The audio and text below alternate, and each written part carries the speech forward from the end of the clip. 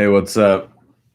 So I don't think the thing is recognizing my mic for some reason. So if this sounds bad, I don't know what to tell you. Fuck it. I'm Jeff Richardson, a El Jefe Tacoma. You recognize me from some other stuff. Everything is awesome. Shattered Worlds RPG. Good idea. Something wonderful right away. And a bunch of other stuff. I am reading Shattered Worlds Day 1. I'm on the bookie, I believe, chapter 23. Oh, I thought about moving this one to a later chapter because it's not actually on the Frontier Star, but it kind of works better here. But it's a different place. Chapter 23, Ayana. Ayana was surprised by how much she'd missed the city. Its mighty arbors, the classic architecture, the sights and smells of history in motion. Everything was so clean, so fresh, so magical. One could almost forget that it ran on the constant intrigues of murderers, traitors, and thieves. It seemed that every action taken by the 13 families was motivated in some way by greed and vicious brutality. Her family was no different. They'd risen to power in the early days of the Hadrian monarchy, capitalizing on the increased demand for beryllium fuel. Over generations, they'd diversified into other industries: agriculture, manufacturing, robotics, plastics. Theirs was a conglomerate of companies and front organizations, all loyal to the king and queen, each performing some essential service that could not be replaced. Like any good employee, the heads of House Ferrul had made themselves indispensable, and they'd been well compensated for their labor. Ayana had been raised in the heights of luxury. She'd wanted for nothing. Every book, every tutor, every style and entertainment she desired was hers. She was the scion of one of the most powerful families in the galaxy, and she'd given it all away to serve the goddess. Her mother could not have been more displeased. She'd never let Ayana forget what she had done to her poor, long-suffering mother. Marissa Stargazer was a force to be reckoned with. A widow, businesswoman, racketeer, and enforcer of imperial will, she had no respect for the weak. To her, all but the most powerful were too weak for words. Power was her birthright, and she wielded it with a cruelty few could match. Her oldest daughter had been a complete embarrassment. Her son was an addict. Her youngest, her most precious, had never been born. Daughter. Mother, you called for me? Ayana's mother stood at the kitchen table, cleaver in hand. A bloody chunk of flesh lay on the cutting board before her.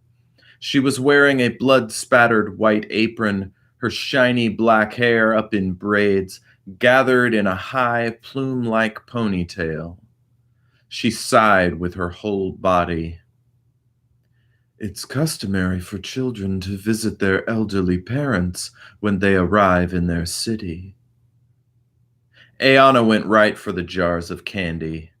Her parents always had candy, lots of candy. Chocolate, especially, was her worst vice. Her father had been obsessed with chocolate. He would drag her to every corner of the city to try every conceivable concoction, from pure drinking chocolate from the jungle highlands to fancy chocolate-flavored cocktails on the south side of the city in a tavern run by a distant Zakarian relative. Father always drank for free. He was beloved both within the city and within the family as well. His soul still haunted the walls of their cliff-top manse, from portraits and photographs to the cherrywood bust of himself on their white grand piano. She felt him most of all within the subtle lines of his sextant and the gentle curves of his notations on the myriad maps stored in what he called his, quote, seeing room. He kept chocolates in there as well, the soft ones with caramel centers. The last time she'd lived at home, there'd been a few of them in the dish near the coaster where he drank his coffee every morning. She longed to run to that room, to kick off her shoes, to dip her toes into the thick red carpet, smell his old pipe, and bury her head in his coats. Goddess, how she missed him. Ayana, you're not listening. Again. Must I remind you this household does not run itself? Ayana stared at her mother, disgusted by her overbearing tone. I am a priestess of the high goddess Zora. Peace and blessings be upon her. I do not answer to you. Her mother gasped and lifted her hands to her lips, and lifted one hand to her lips.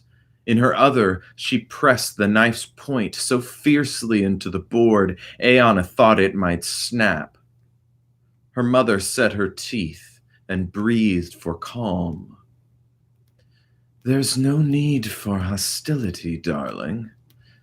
I need Viaperna. Please, fetch her for me, would you? Ayana let out a wordless, exasperated sound and turned on her heel. She marched toward the library.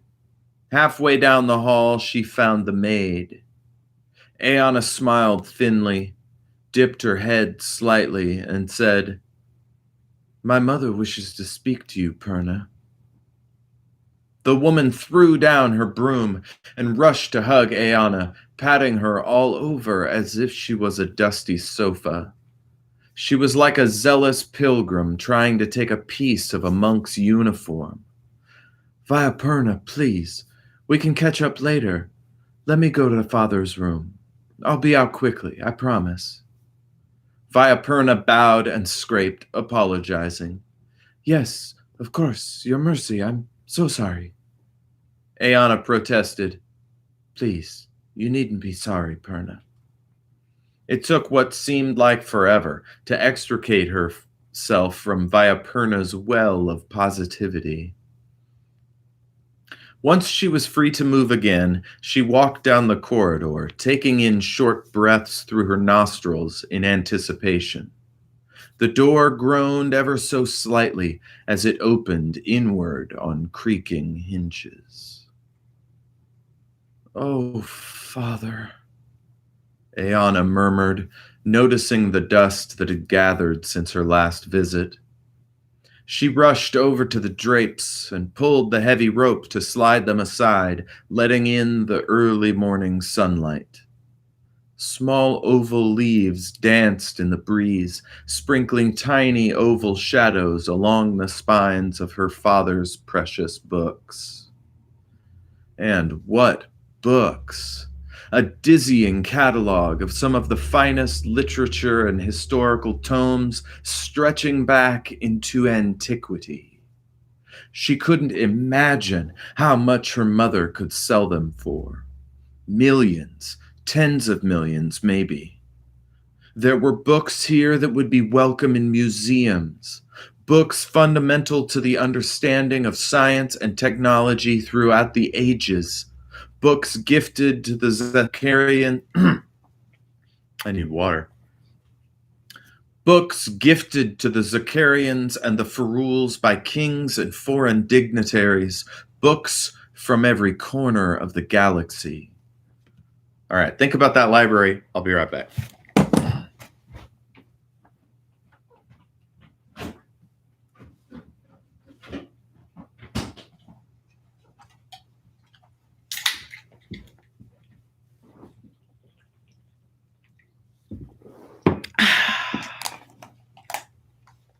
Here we go.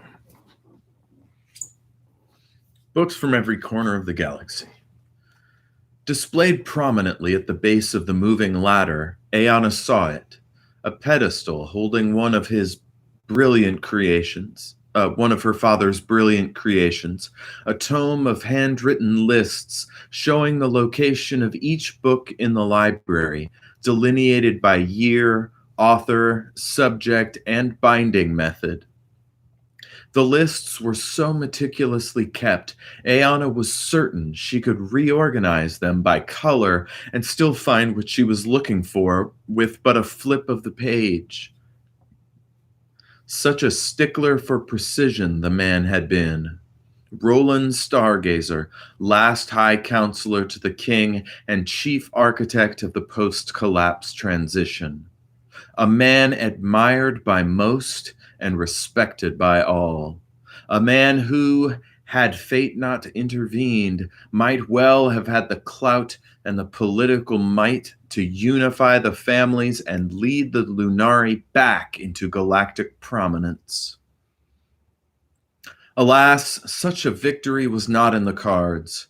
Her father had passed 5 years earlier from a brain cancer that had slowed his speech and weakened his remarkable intellect.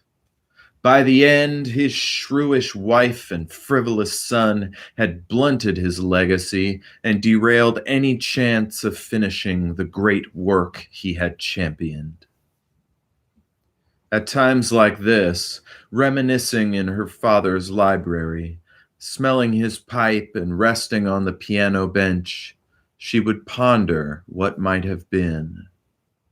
Had she not left the family and renounced her birthright, perhaps she would be driving the family business and pulling the strings of government the same way her father had all those years.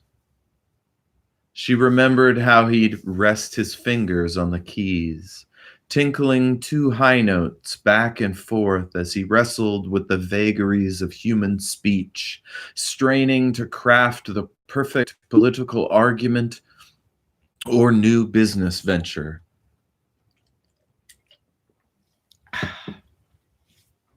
He was a progressive in a sea of conservatives, an eagle among vultures.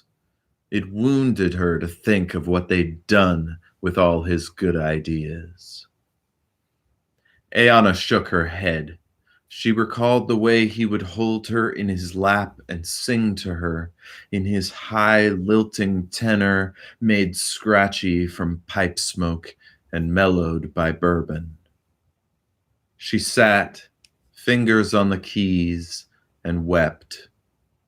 5 years gone, and he still made a hole her heart could not fill. No amount of good she had done, no miraculous healings or acts of charity, no blessings, nor honors, nor anything at all could ease the pain of losing her father. Her mother was a poor substitute.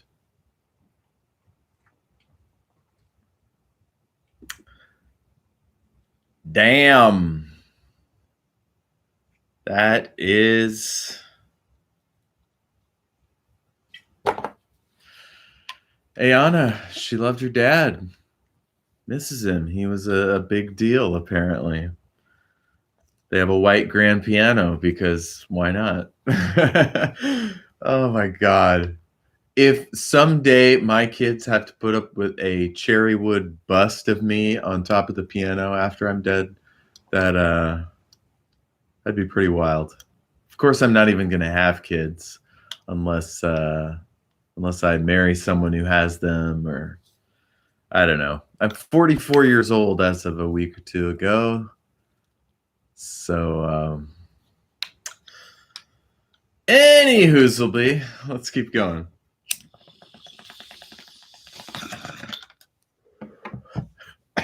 Excuse me.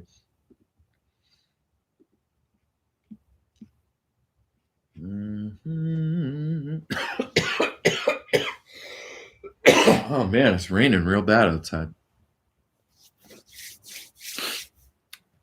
Chapter 24. Sophris. The green shirts had allowed them to leave, to return to the Horus. Portillion, however, was not aboard.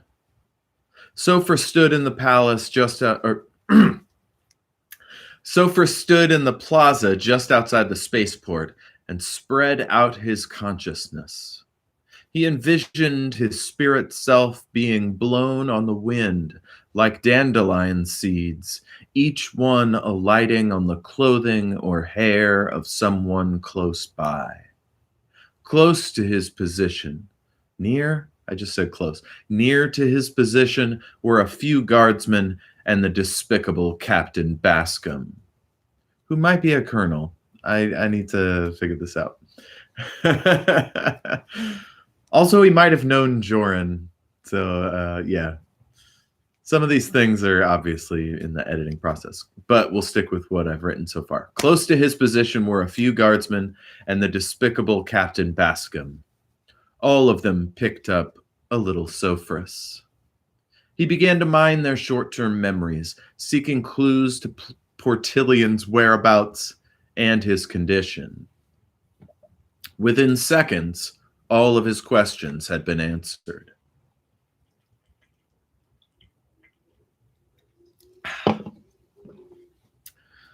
What is it, buddy? Numerius was standing on the edge of the ramp, directing the workmen. He must have noticed the change in Sophris's expression. Sophris turned, his face contorted in a shockingly un-Mistral manner.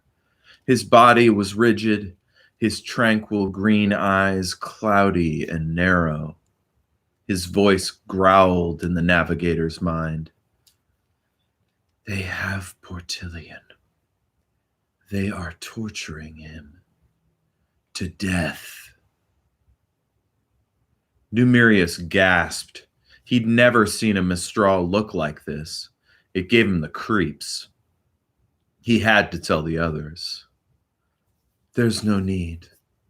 They have already been alerted. And with that, Sophris vanished into the cold night air. All right. Sophris and Numerius don't often get a lot of scenes together. That's fun. Excuse me. So yeah, Sophris kind of imagines what he wants to do, and then it develops from there. I'm struggling a bit with the world building of the fantasy elements. It's kind of like I was just like, oh yeah, they can do this thing and that thing, and eventually I want to go back and sort of build into it some kind of lore, explanation of some of this stuff. Anywho, what time is it? 18 minutes. I'll do one more. 25. Grundle. He couldn't believe how much time these people wasted. The simplest task seemed to take 10 minutes minimum. Add all the journalists, and a nothing photo op turned into an hours-long festival of idiocy. For 2 days, his captor had said he'd be loaded onto the flagship and taken to Calustria, and yet, nothing. He'd attended 2 brunches, sat through a 4-hour lunch in his honor, paid a visit to a wig factory, dropped by the homes of several important politicians, and, quote, hosted a pipe ceremony with 3 foreign dignitaries that seemed to last all night long. In all that time, he never met a single Vorak, nor even any of the people whose lives he'd helped save.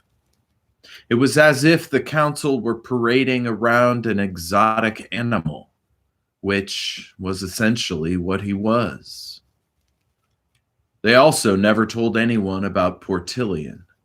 The boy wizard had been just as instrumental to putting out the fire, but he'd been completely scrubbed from the story. Grundle had mentioned him to a few reporters, but each time they acted as if he was speaking a foreign language. Was everyone in this city insane? He had yet to meet the mysterious individual who'd be traveling with him to bring back Ayanna. He worried it would be that preening idiot, Captain Bascom, but surely that fool would make a woeful diplomat. No, the person sent to retrieve Ayanna would need considerable powers of persuasion.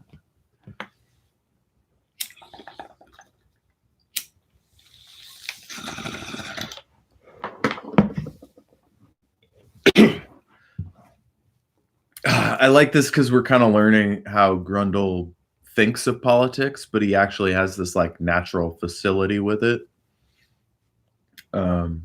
He's a quick study.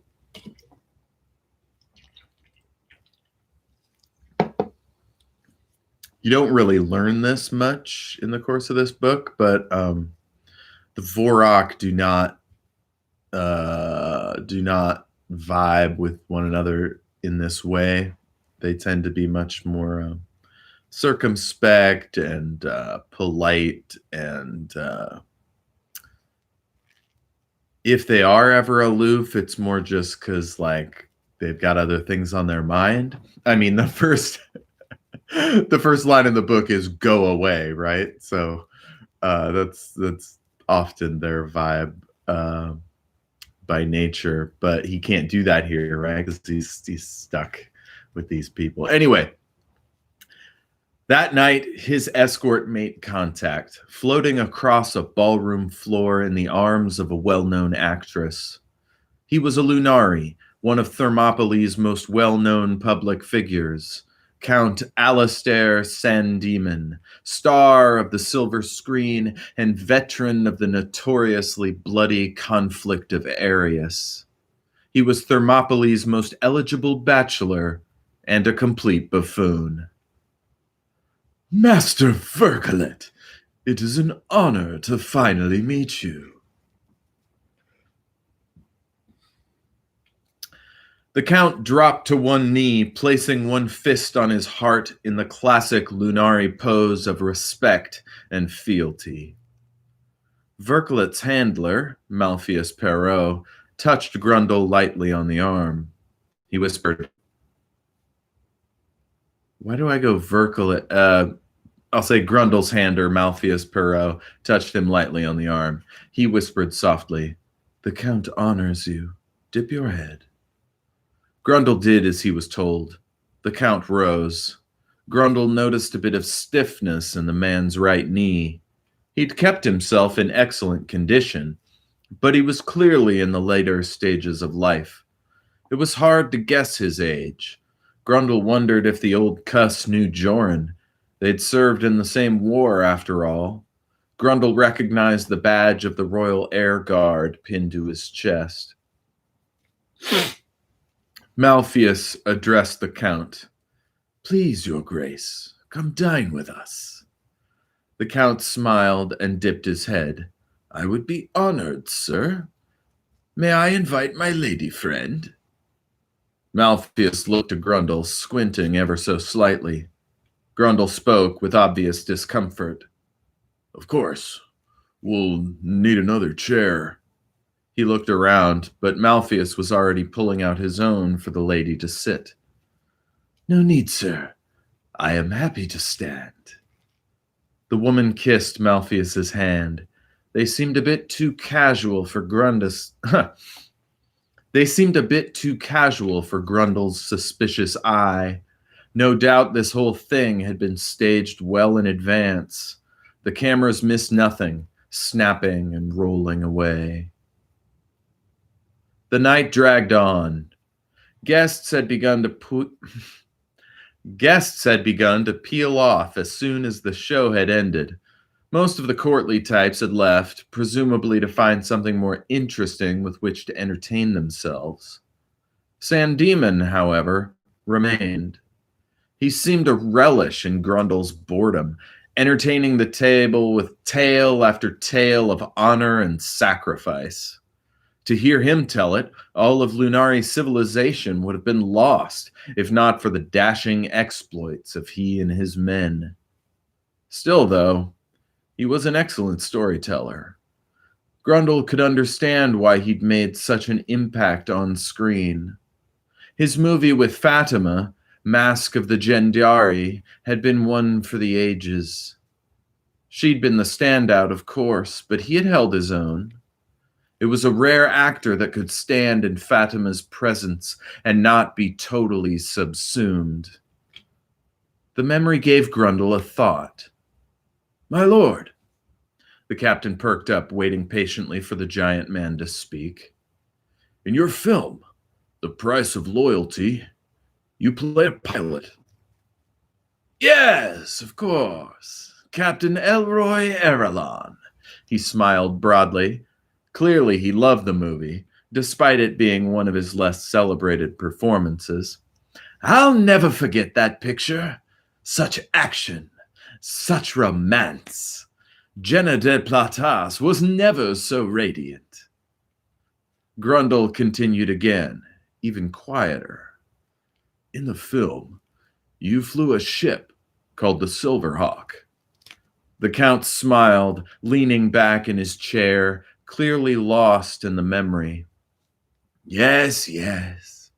She was a beauty, that one. A masterpiece of conclave engineering." Grundle chose his words carefully. "Did you ever pilot a ship of its like?" The Count pondered the question. Grundle wondered how long it had been since it had been asked. "Sadly, no. Movie magic, I'm afraid. The largest ship I ever flew was a glorified cargo freighter. Outfitted with explosives, of course." He took a long sip of his bourbon, then gave Grundle a small wink. Grundle spoke again, even quieter. "I have such a ship. It moves much faster than the Madrigal and can fit in the tiniest of spaces. And the crew, a squad of heroes the like you've not seen since the war." The Count reared back, clearly surprised. "An interesting boast, Mr. Vergelet. But what is it to me? I do not fly any more. I am a man of wealth and leisure." Grundle tilted his head conspiratorially. "A man who wants to be taken seriously always requires the illusion of strength." He leaned back into his chair as if satisfied with his wisdom. "Look at me.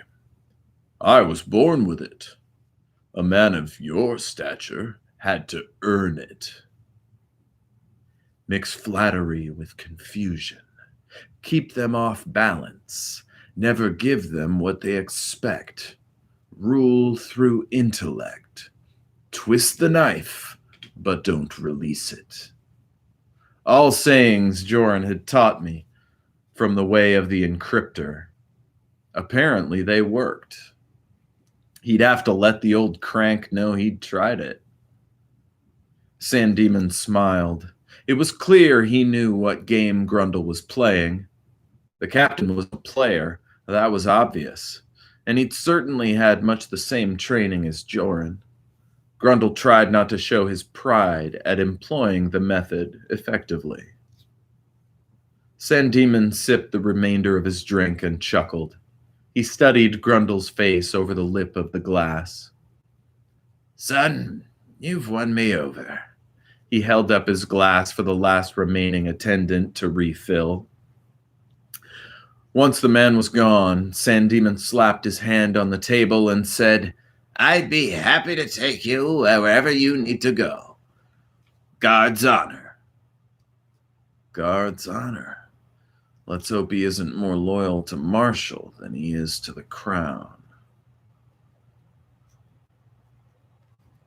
All right, so I have a footnote in this one. I mentioned The Way of the Encryptor.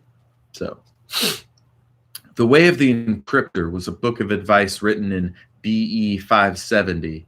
Kings and queens used it for centuries to seek and keep power. Lesser nobles used it as well to help them jockey for position. Its advice was largely forgotten, however, after the emperor came to power. Most philosophies faded following the rise of the cult of service. Emperor Gabart indoctrinated an entire generation with his own writings, influenced by older wisdom but couched in modern language. Most practitioners of the way call it the method. So, I need to do more with that. It's not a lot. Got the website awesomepod.squarespace.com. Listen to all my podcasts, Shattered Worlds RPG, Everything is Awesome. What else? The War for the Tower, Something Wonderful Right Away, Good Idea. These are all great shows. Check them out.